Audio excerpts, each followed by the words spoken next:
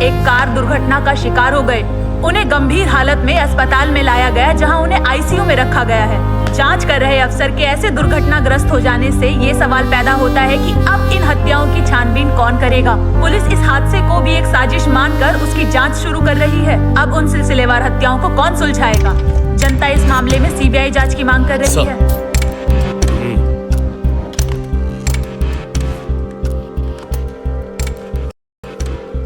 SI मनोहर को अंदर भेजो। अरविंदन, एसीपी रंजीत जो सीरियल किलिंग की छानबीन कर रहा था, अभी तक पूरी नहीं हुई है। तुम्हें तो ये पता ही होगा। अनफॉर्चुनेटली 2 दिन पहले एक हादसे के बाद वो अब कोमा में है। मुझे पता है सर। मुझे डीजीपी से ऑर्डर आया है कि इस मामले को जल्दी सुलझाना है। ऊपर से मीडिया वाले हम पे दबाव डाल रहे हैं, इसलिए मैंने फैसला किया है कि अब इस मामले की छानबीन तुम करोगे। ये रहे डिटेल्स। ये कोई मामूली हत्यारा नहीं है, वो एक साइको है, लेकिन बहुत ज्यादा चालाक। सर। अरविंदन, ये है एसआई मनोहर, ये तुम्हारे साथ रहेगा। Okay sir. अरविंदन सर, इस केस को सीबीआई को सौंपने के लिए भी मुझ पर काफी ज्यादा पॉलिटिकल प्रेशर है, पर मुझे भरोसा है कि तुम इसे जरूर सुलझा लोगे। All the best. Sure sir. Sir.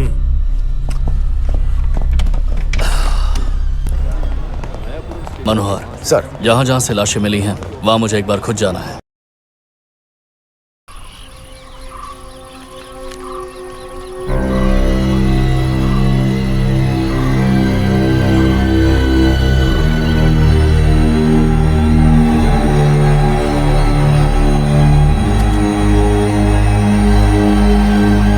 अब समझा कि रंजीत कुमार जैसा होनहार ऑफिसर इन केसेस को सुलझा पाने में नाकामयाब क्यों हो गया। ना उंगलियों के निशान, ना कोई सीसीटीवी फुटेज, यहाँ तक कि एक बाल भी नहीं मिला। कातिल ने सबको शहर से दूर लाकर हत्याएं की हैं। मनोहर सर, इस केस के बारे में तुम्हारी क्या राय है? सारी हत्याओं के लिए एक ही तरीका अपनाया गया है सर। मुझे तो लगता है कि हत्यारा जरूर साइको होगा।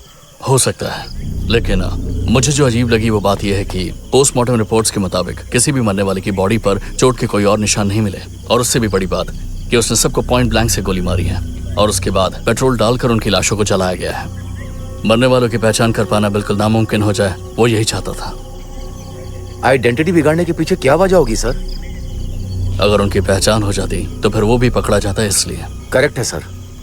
वैसे मरने वालों के ब्यूरो के जैसे किसी की मिसिंग की शिकायत भी नहीं आई सर। मैं तो सर हार मान गया।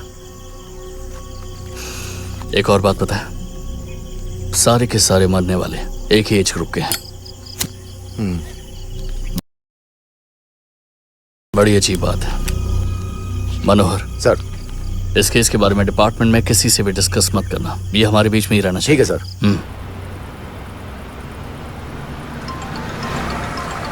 सर एक कॉल ले लो। हेलो, बोलो क्या हुआ? मैं आधे घंटे में आता हूं। कौन था मनोहर? बीवी थी?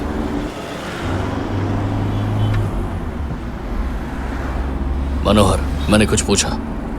पिछले साल एक्सीडेंट में मेरी बीवी चल बसी सर। I am sorry. बच्चे हैं?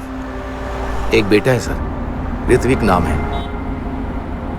मेड का फोन था, कह रही थी वो खाना नहीं खा रहा। बहुत होशियार है सर, अपनी माँ के जैसे। उसका मेरे सिवा कोई नहीं है सर।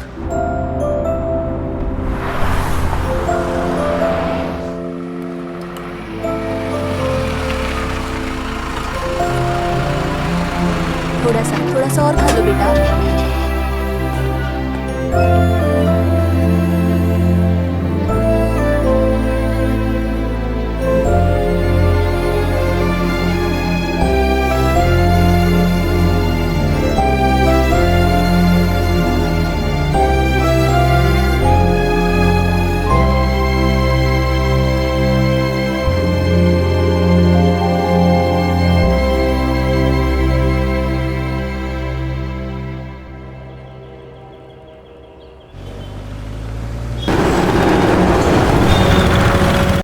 ये रही रिपोर्ट। कुछ खास है डॉक्टर? कुछ खास नहीं, पॉइंट ब्लैंक से गोली मारी गई है। हर बार की तरह इस बार भी बॉडी जली हुई है। इसकी उम्र भी करीब 30 साल की ही थी, लेकिन इस बार मुझे आपके काम की चीज मिली है। ये प्लेट हमें विक्टिम की बॉडी से मिली। ये कैसी प्लेट है? ये एक एंकल सर्जरी प्लेट है। 4 या 5 महीने पहले मरने वाले के दाहिने पैर में इस प्लेट को लगाया गया था। किसी एक्सपर्ट से मिली है, शायद आपको कुछ पता चले।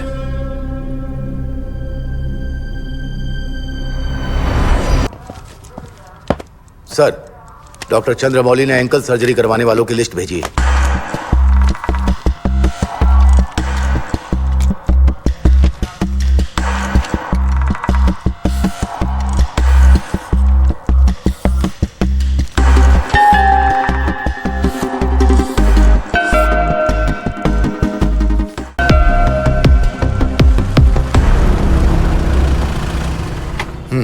सर, जिन लोगों को आपने मार्क किया था उनमें से ये आखिरी है।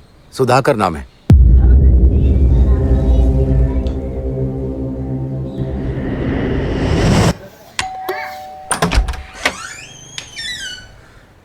कौन है आप? Aravindan, assistant commissioner of police. अंदर आ सकते हैं? हाँ, आइए सर।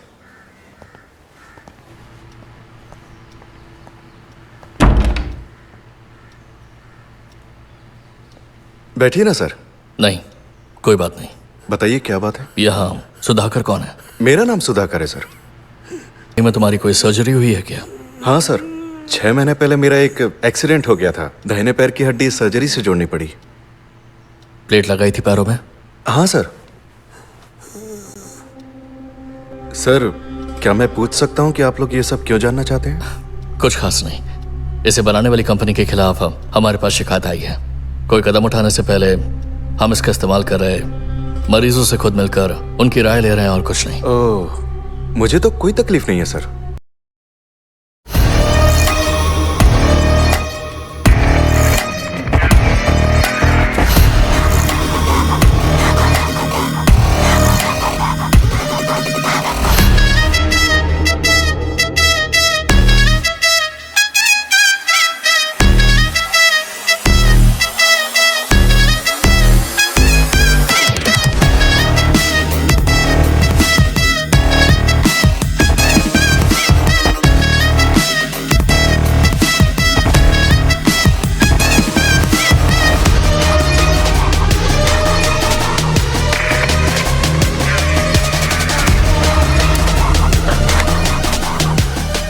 सारी हकीकत खुद बताओगे या मैं तुमसे सच उगलवाऊं? खुद ही फैसला करो। मैं सब बताता हूँ सर। गुड, शुरू हो जाओ। मेरा नाम सुधाकर नहीं है सर, सुरेंद्र है। सुधाकर मेरे भाई का नाम है सर। हम दोनों जुड़वा भाई हैं। वो एक ट्रैवल एजेंसी में काम करता है। पिछले महीने की 23 तारीख को मेरा काफी ज्यादा काम बाकी है, तुम सो जाओ, मुझे आने में देरी होगी, ऐसा उसने मैसेज किया था सर। सर, उसका देर से आना मेरे लिए नई बात नहीं थी, इसलिए मैंने ध्यान नहीं दिया। लेकिन वो सुबह तक घर नहीं लौटा और फोन भी नहीं लग रहा था उसका, इसलिए मैंने सोचा उसके ऑफिस जाकर देखता हूँ कहीं वो वहीं तो नहीं। और तभी एक नंबर से मुझे वीडियो कॉल आया। उसने नकाब पहना हुआ था सर, उसके पास पिस्तौल भी थी। उसने फिर धमकी दी, अगर ये बात किसी को कही तो वो वीडियो पुलिस को दे देगा। मुझे ये कोई आम हत्या नहीं लगती। पता नहीं, पर ऐसा लगता है कि उसका तुमसे कोई पुराना रिश्ता है। अच्छे से सोच कर बताओ।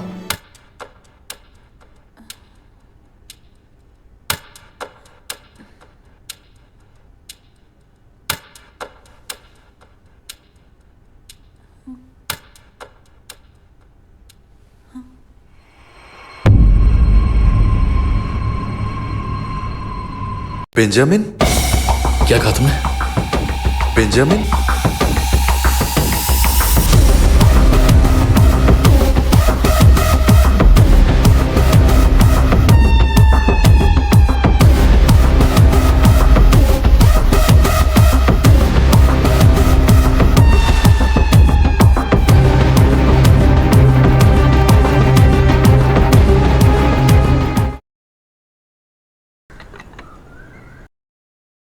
थैंक्स।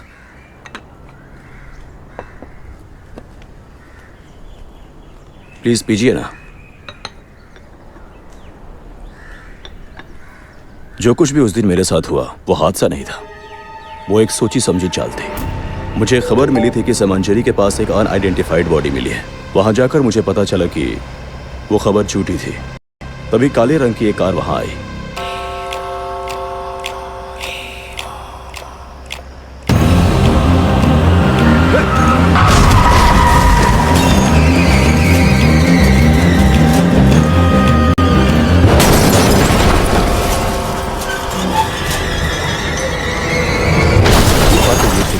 बाद में वही आदमी मुझे वहां से हॉस्पिटल भी लेकर गया।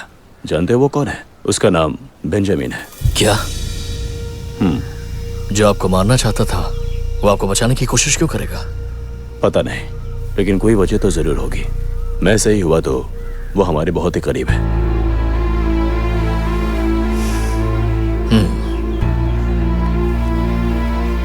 नो थैंक्स, अभी नहीं। मैं पी सकता हूँ?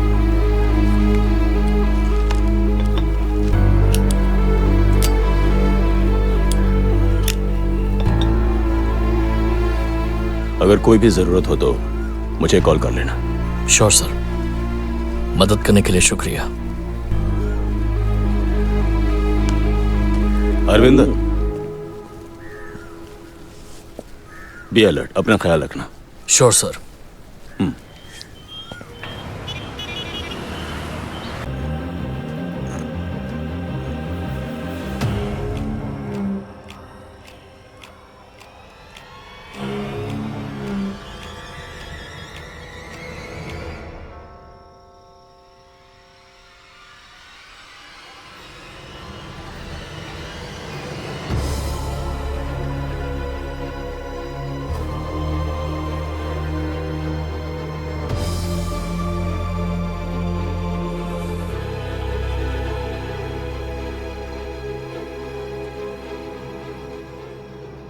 हिलना मत वरना गोली मार दूंगा। नीचे बैठ जाओ, नीचे बैठो।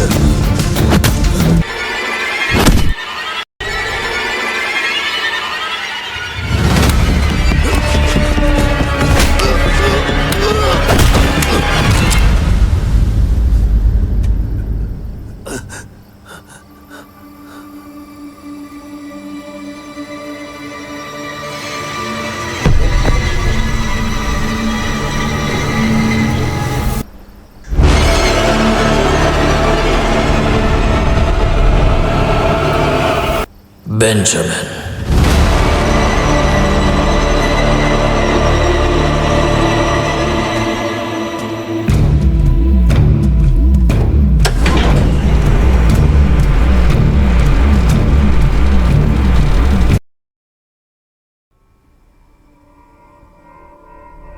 अरविंदन आईपीएस, खूनी बेंजामिन। ब्रिलियंट। तुमने तो पूरी पुलिस फोर्स को ही बेवकूफ बनाकर रख दिया। तुम्हारे क्लासमेट्स ने स्कूल में जो कुछ भी किया वो गलती उनसे अनजाने में हुई थी। जब फ्रांसिस की मौत हुई वो भी उन्हीं के बराबर था। अपने गुनाहों को तुम बदले का नाम देकर छुपाओ मत बेंजामिन। आप जैसे लोगों के लिए ये गुनाह होगा। जरा मेरे नजरिए से देखिए, तब आपको समझ आएगा। सब कुछ मेरे प्लान के हिसाब से ही चल रहा था। मेरी सबसे बड़ी गलती तुमसे मिलना थी। मुझे नहीं पता कि तुम्हें मेरे बारे में कैसे पता चला। तुम्हारा आदमी हर वक्त मेरा पीछा कर रहा था, इसलिए फिर मैं मनोहर को इस खेल में लेकर आया।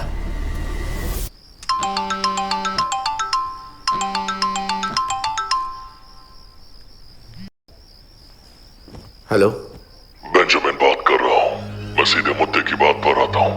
अगर तुम मेरी बात मानोगे तो तुम्हारी जान, तुम्हारा बेटा जिंदा रहेगा, और अगर तुम नहीं मानते हो तो मैं पहले ही 9 खून कर चुका हूँ। तुम्हारा बेटा 10वां होगा। मेरी ये बात याद रखना। तुम्हारा मुझ पर से ध्यान भटकाने के लिए मैंने मनोहर को बेंजामिन बनकर आने के लिए कहा। उसके बेटे के नाम से डराया धमकाया। उसने जो किया डर के चलते किया। उसका इन सब खूनों से कोई लेना देना नहीं है।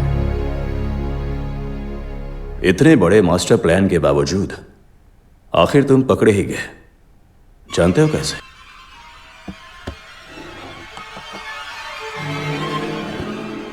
लाइटर। जब तुमने सिगरेट जलाने के लिए लाइटर निकाला तब मैंने तुम्हारा लाइटर देखा था। तब मुझे तुम पर थोड़ा शक होने लगा था, इसलिए मैंने तुम तक पहुंचने के लिए तुम्हारा फोन भी ट्रेस किया था और तुम पकड़े गए। इतने जबरदस्त प्लान के बाद भी एक लाइटर ने तुम्हारा पर्दाफाश कर दिया। तुम कुछ भी कर लो, पुलिस से नहीं बच पाओगे।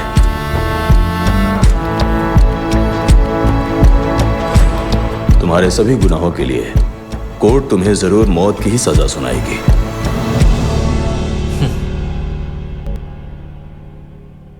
मेरी मौत तो 17 साल पहले ही हो चुकी है। अरविंदन और बेंजामिन के जुर्मों को देखते हुए कोर्ट उसे मौत की कड़ी सजा सुनाती है।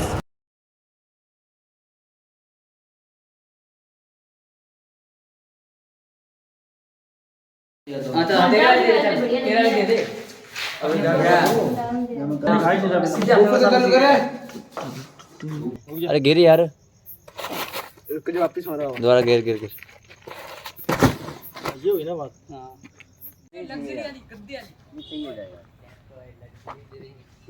अभी तो हम सस्ते से सारे तो लग्जरी मार रहे हैं। अभी तक तो छतों बंद कर रहे थे। अब इससे तो कब तक लगेंगे? ऐसे बैठेंगे, मैं भी लगा ऐसे बैठेंगे। ऐसे बैठेंगे जब तक सारे कपड़े में देगा। गिर गया यार। वो गिरा को तो गिराया नहीं। भाई जैसे बिंदल माफ करनी चल जाएगी। माफ तो आगे अरे हाँ एक जना। हाँ नीचे नीचे दिखा दो, थोड़ी दिखा दो। नीचे बैठ